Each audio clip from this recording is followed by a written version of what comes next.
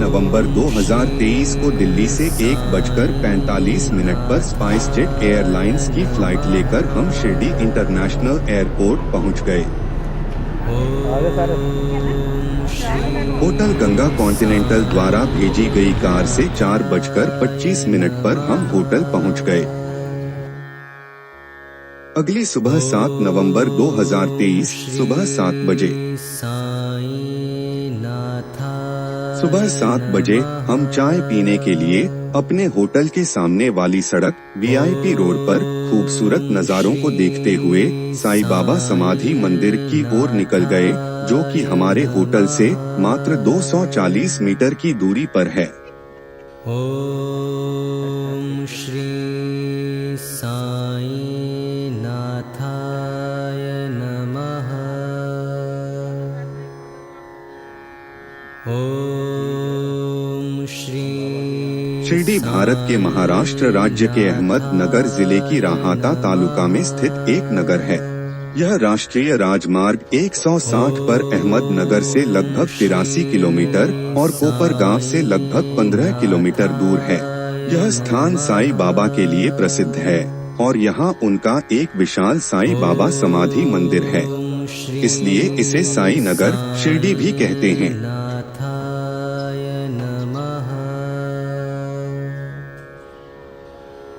ओम श्री साईं नाथाय नमः। रास्ते में ही हमें एक चाय की दुकान पर बहुत अच्छी चाय मिल गई। चाय कैसी मिलेगी बताओ? एकदम बढ़िया। चाय कैसी मिलेगी? बढ़िया चाय मिलेगी, बढ़िया।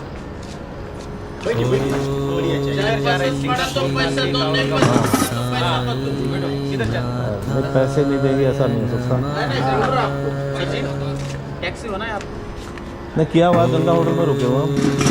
श्री साईं नाथाय नमः। चाय पीने के बाद जब हम होटल में वापस आए तो वहाँ का अद्भुत नज़ारा देखकर मन बहुत प्रसन्न हो गया। होटल के स्वागत कक्ष यानी रिसेप्शन के मंदिर में साईं बाबा की आरती चल रही थी, जिसमें शामिल होने का हमें भी सौभाग्य प्राप्त हुआ।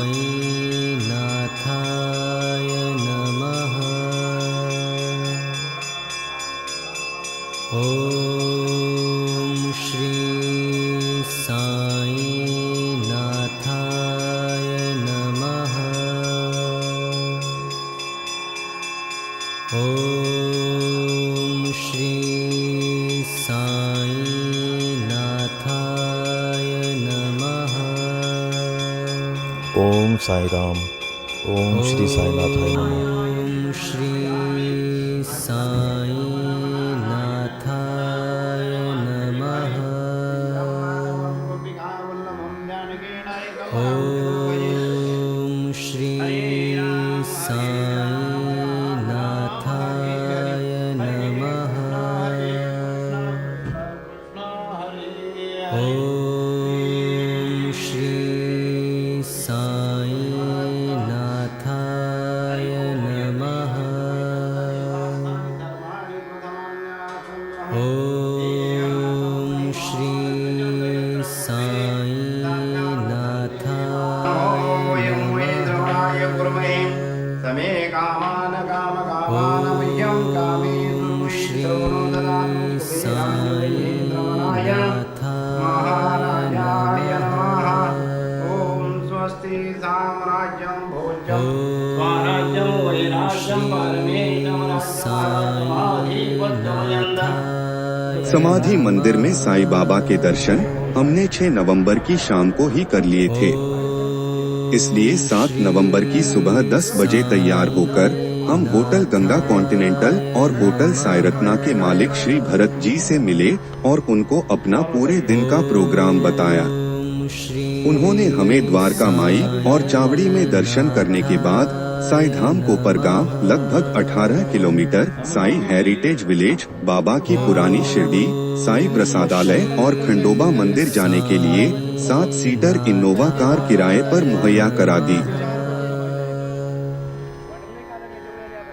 शिरडी में जब साईं बाबा पधारे थे तब उन्होंने एक मस्जिद को अपने रहने का स्थान बनाया। आखिर उन्होंने ऐसा क्यों किया? क्या वहाँ रहने के लिए और कोई स्थान नहीं था, या उन्होंने जानबूझकर ऐसा किया?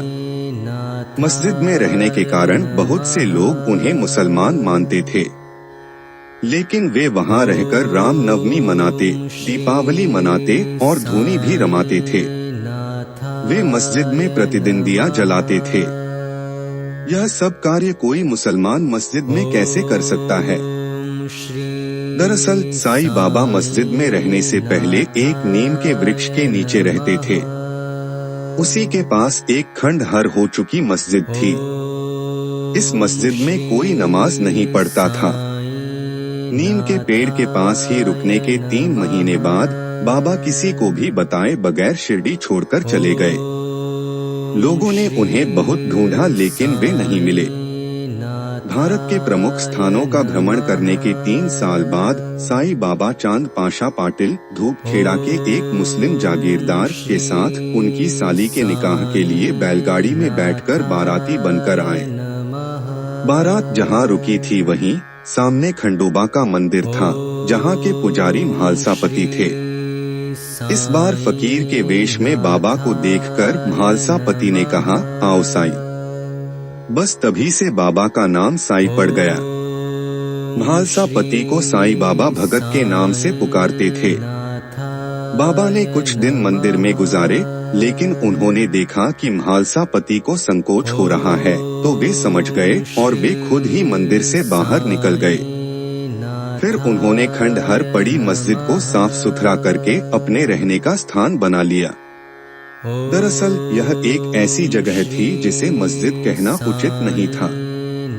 इसमें किसी भी प्रकार की कोई मीनार नहीं थी, न यहाँ कभी नमाज पढ़ी गई थी।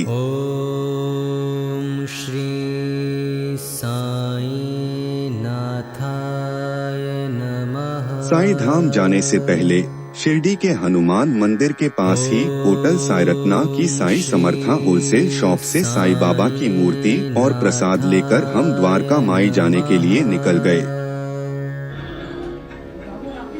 ओम श्री साईं नाथाय नमः। ओम साईं राम। ओम श्री साईं नाथाय नमः। ओम श्री साईं नाथाय नमः।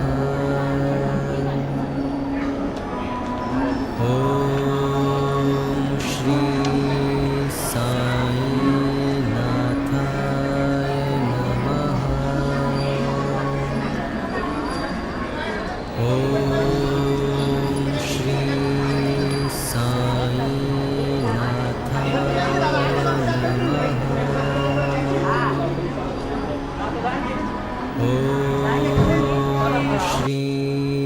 साईं नाथाय नमः।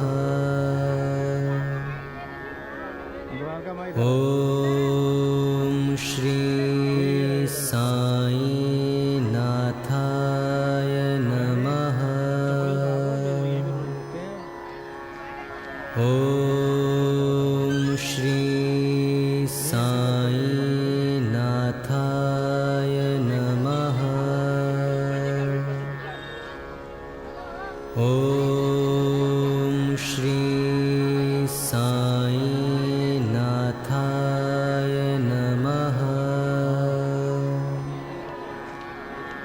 ओम श्री साईं नाथाय नमः। द्वारका माई में दोपहर 12 बजे की धूप आरती चल रही थी। आरती के लिए कुछ देर रुककर हम चावड़ी के दर्शन करने चले गए।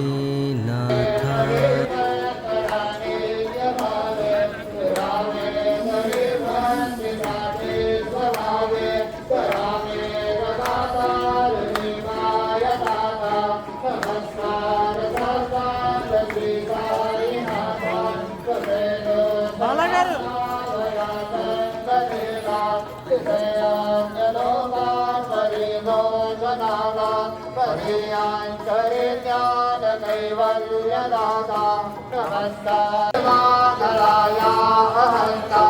नमस्कार साष्टांग श्री साईनाथा सुजाता पदापहनाद स्वभावे सदानंदले स्वरूपे निराले करेला सदेरा सदे कृष्णनाथा नमस्कार साष्टांग श्री साईनाथा सुधामाद दुमादले सदावे सदालो ॐ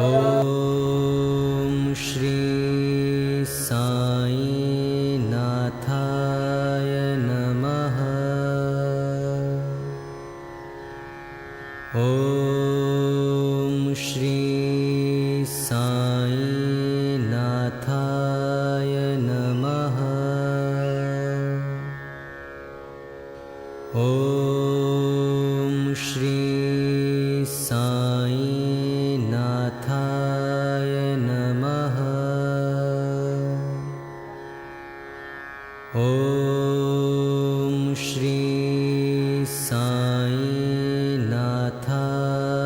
नमः।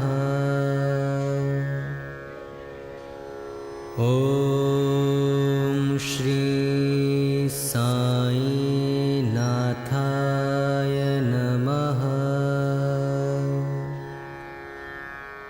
ॐ श्री साईनाथाय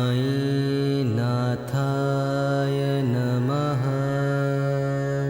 श्री साईं बाबा संस्थान ट्रस्ट द्वारा 2009 में शिरडी में प्रसिद्ध साईं बाबा प्रसादालय का निर्माण किया गया।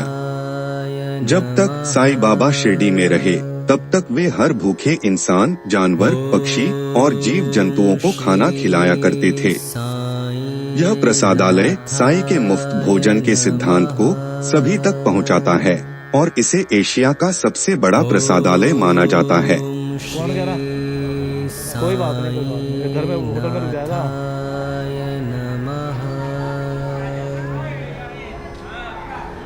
ॐ श्री साईनाथाय। साईं बाबा का आशीर्वाद लेने के लिए हजारों भक्त प्रतिदिन शिरडी आते हैं और इनमें से बहुत से लोग हैं जो साईं प्रसादालय में जाकर साईं का प्रसाद ग्रहण करते हैं।